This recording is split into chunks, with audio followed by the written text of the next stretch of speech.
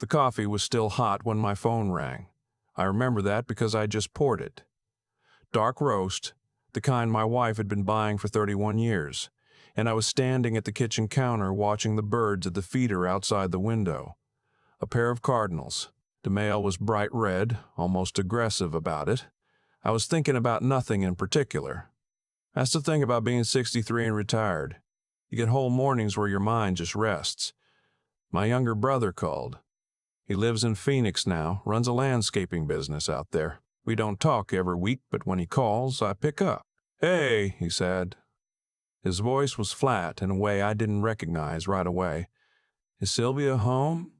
I turned around. I could hear her in the other room. The television was on, one of those home renovation shows she likes. The sound of a power drill through the wall. "She's in the living room," I said.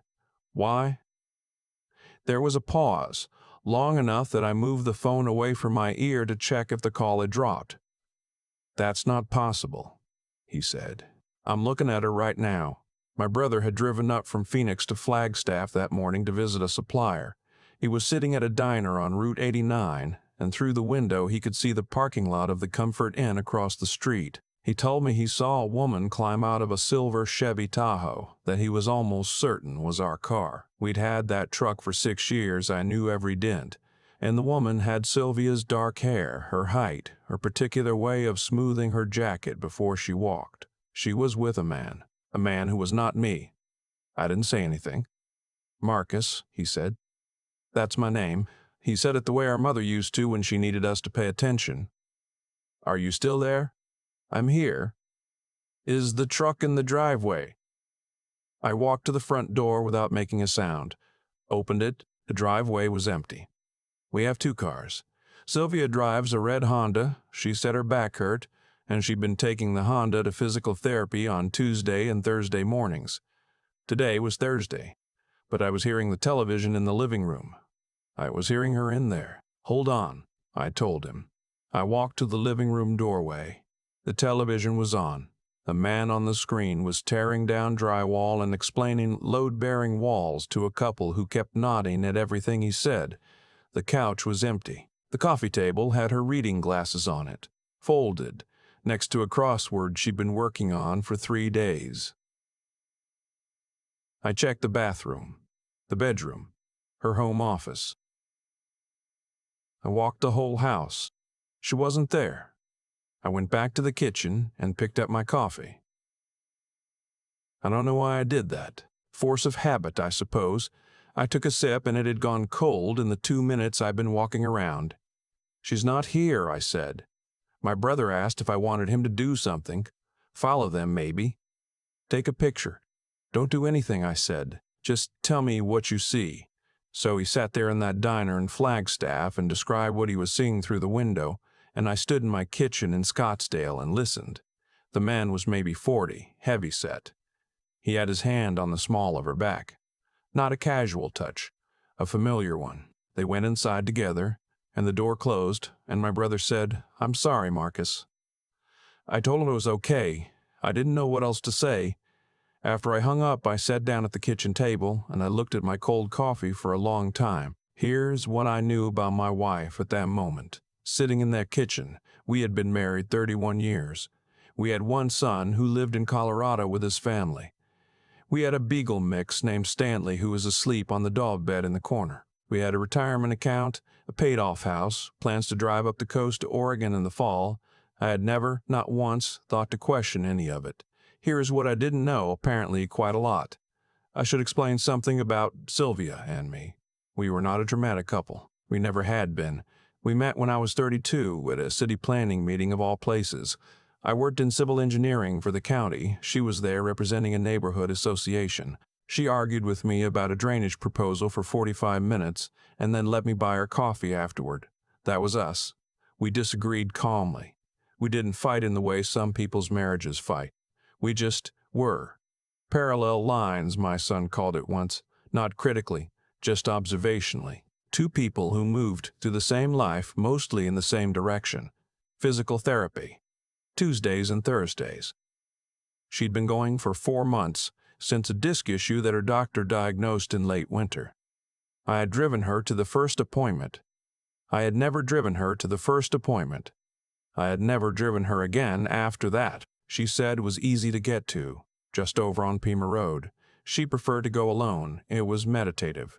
I had believed all of it. I sat at that kitchen table for about 20 minutes before I did anything. Then I went to the small desk in the hallway where we keep household paperwork, and I looked for anything related to physical therapy, an insurance statement, a referral letter, anything. There was nothing. I'm a methodical person. 30 years in civil engineering will do that to you. I think in systems.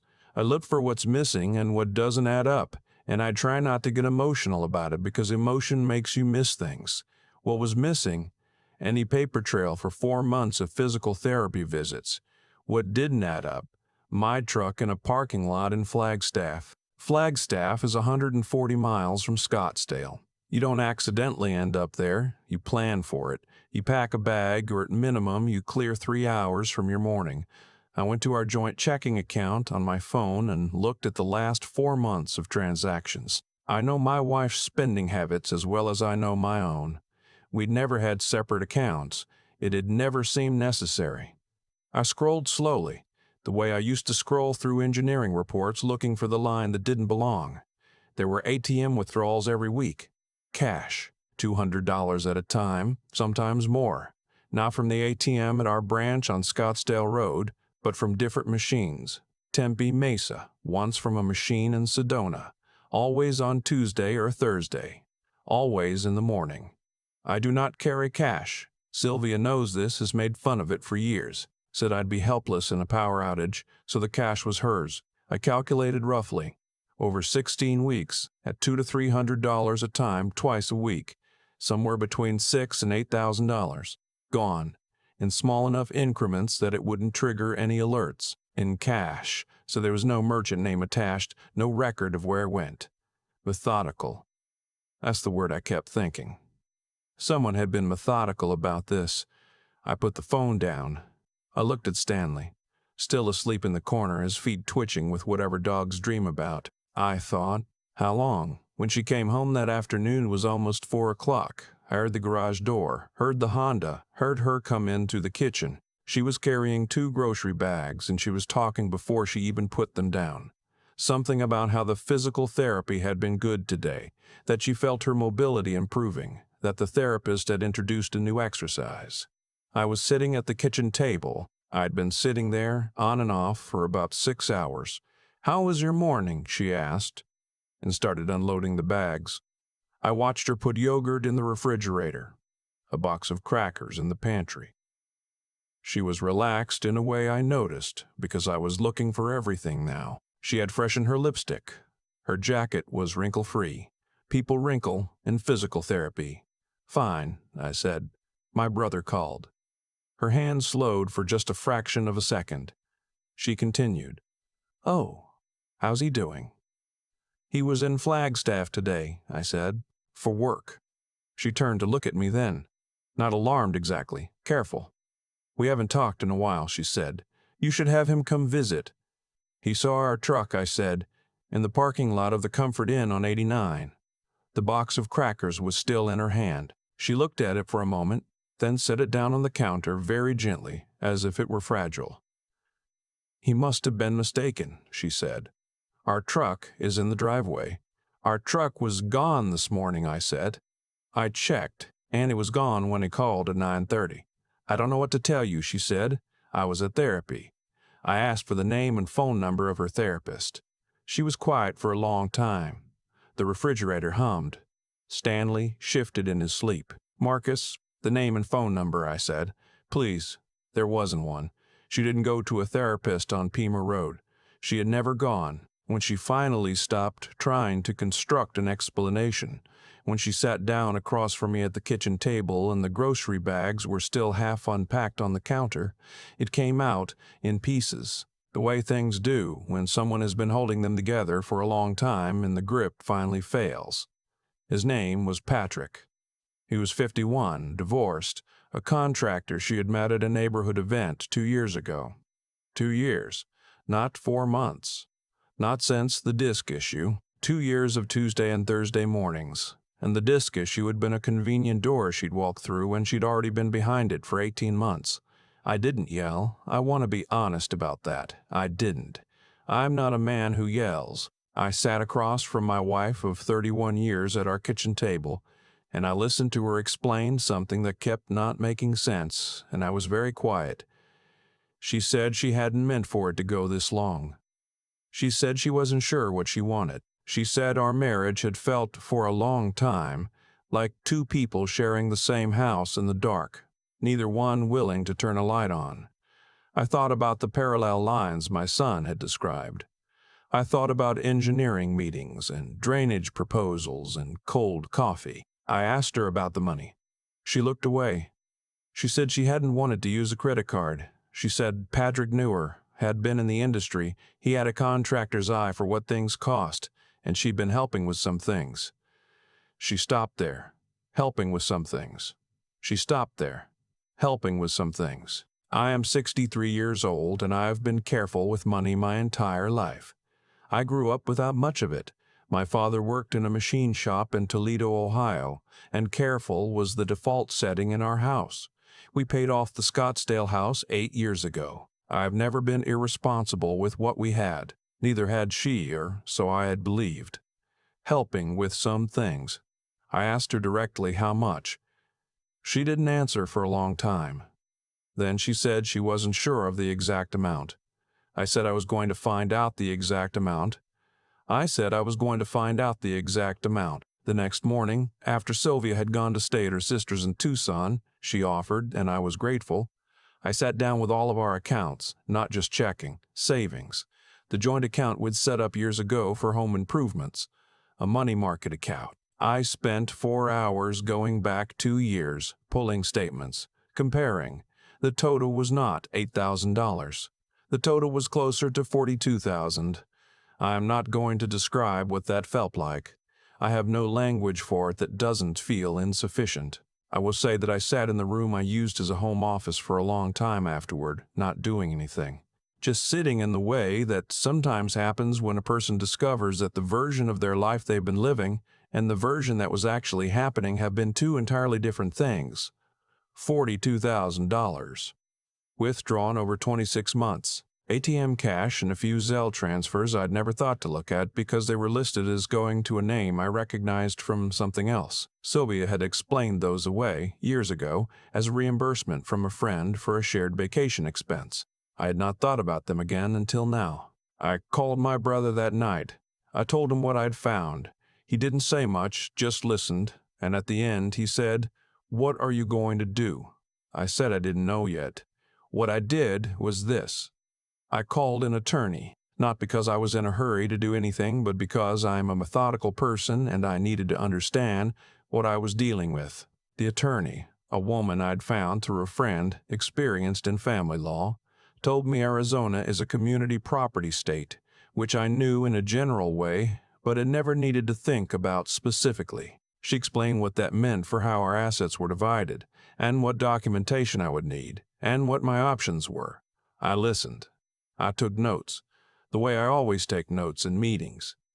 Then I drove to the bank and separated my direct deposit from our joint checking account. I did not tell Sylvia I was doing this. I also did not hide it. When she called from Tucson a few days later, I told her calmly what I'd done, and I told her I thought she should stay at her sister's for the time being. She said she thought that was probably right. She did not mention Patrick. My son flew in from Colorado the following weekend. He's 35, works in renewable energy, has my wife's coloring and my tendency toward silence. He sat at the same kitchen table and listened while I explained what had happened. And when I was done, he was quiet for a moment, and then he said, "How are you doing, Dad?" I told him I was functioning. That's the best I could say for it. He stayed for 4 days. We watched baseball in the evenings and walked Stanley in the mornings and didn't talk about his mother every moment, which was the right call. On his last night, he asked me what I thought I would do about the marriage, and I told him I honestly wasn't sure yet, but that I was leaning. She took $42,000, he said. He said it quietly, not angrily, but with the flat precision of someone naming a fact. "I know," I said. "That's not a mistake," he said. "That's not a mistake," he said. That's a decision, made a lot of times. He was right. That's the thing that stays with me most. $42,000 is not something that happens by accident. It is the result of 200 and some individual decisions, each one conscious, each one made with full knowledge of what it was. Every Tuesday, every Thursday. For 2 years, while I was reading the paper, while I was walking the dog, while I was sitting at this kitchen table thinking about absolutely nothing in particular, the Cardinals still come to the feeder. I wash them in the morning when I have my coffee, same as always. I filed for divorce 4 weeks after my brother's phone call. The process is ongoing. The attorney says it will probably take most of a year, given the financial entanglement of 31 years and the need to trace and document what was taken. Sylvia has not contested the filing. She has an attorney of her own now. They communicate with my attorney, and I mostly don't hear details unless I need to. What I've learned in these months is that I'm better at being alone than I expected. I don't mean that as a boast. I mean it. Factually, the way you sometimes discover a practical skill you didn't know you had. I cook reasonably well. I've gotten back into woodworking, something I hadn't done since my 40s. I built a set of shelves for the garage last month. Simple construction, nothing fancy. But I stood back and looked at them when I was done and felt something uncomplicated, which felt like a gift. My brother came to visit last month. We sat out back in the evening, the desert cooling down the way it does after sunset, and he told me he was still sorry for being the one who called, and I told him not to be. I meant it. You would have wanted to know, he said. Yes, I said. I needed to know. There's a difference between the two that I've been thinking about. Wanting something and needing it aren't always the same thing. I would not have wanted to know that my wife of 3 decades had been lying to me for 2 years and had taken $42,000 in the process. Nobody wants that. But I needed to know, because not knowing was allowing me to keep building on a foundation that had already failed. Every morning I woke up and thought I was living in one house, and I was actually living in another. Stanley is asleep on the dog bed in the corner. The shelves in the garage are level. I checked them twice. My son calls on Sunday evenings. I'm 63 years old, and I'm starting over in ways I did not expect at this stage of my life. It is not what I planned. But I'll tell you this, and I mean it plainly, without drama. I would rather know. I would rather be sitting in this kitchen with the truth than in the other kitchen with the lie. The coffee is always hot now. I'm the only one making it. I've had a lot of time to think about cause and effect since all of this happened. Not in a bitter way, or at least, I try not to let it stay bitter, but in the plain, practical way that I think about most things. Actions produce outcomes. Decisions accumulate. That's not philosophy, that's just how life works, and I've watched it work that way for 63 years. Sylvia made a choice 2 years ago. Then she made it again the next Tuesday, and the next Thursday, over 200 times. By my rough count, she woke up in our house, looked at me across the kitchen, and chose to continue. That's not a mistake. My son said it, and he was right. A mistake is a wrong turn you correct when you realize it. What Sylvia did was something else. It was a sustained decision, renewed constantly, over a long stretch of ordinary days. And the thing about sustained decisions is that they shape you. By the time I found out, she wasn't just someone who had done something wrong once. She had become someone who had practiced deception the way other people practice patience or discipline. It had become ordinary to her. I don't say that with anger anymore. I say it because understanding it is the only thing that helped me stop feeling like a fool. Here's what I've come to believe about honesty. It's not a single act. It's a habit. Either you're building it or you're eroding it, a little at a time, every day. I was not a perfect husband. I know that. The parallel lines my son described. That was real, and I have to own my share of a marriage that had grown quiet in ways neither of us addressed directly. But there's a difference between a marriage that has drifted and a marriage where one person decides, in secret, to take $42,000 and spend 2 years lying about where they are on Tuesday and Thursday mornings. Those are not the same failure. What I've learned about intelligence, real intelligence, not the kind measured in tests, is that it includes the willingness to look at things clearly even when it's uncomfortable. I was not looking clearly. I was comfortable, and comfort can make you lazy about the truth. My brother's phone call was a gift I didn't ask for, and for a few weeks I almost resented it. Then I started going through the bank statements, and I understood that I needed to know. The picture was already there. I just hadn't been looking at it. The resilience part is harder to talk about because it sounds like something you put on a motivational poster. But I'll tell you what it actually felt like. It felt like getting up the next morning and making coffee, and then doing it again the day after. Building shelves in the garage not because shelves matter, but because finishing something you started level and straight matters. Calling my son on Sunday because that relationship is real and I'm going to tend to it. Sitting with my brother in the backyard and watching the desert go dark and feeling, underneath everything, that I was still standing. 31 years is not nothing, but neither is the next chapter, whatever it turns out to be. I'm 63, not dead, and I know something now that I didn't know before. I can look at the full picture of my life and not turn away from it. That's not a small thing. That's probably the most useful thing I've ever learned.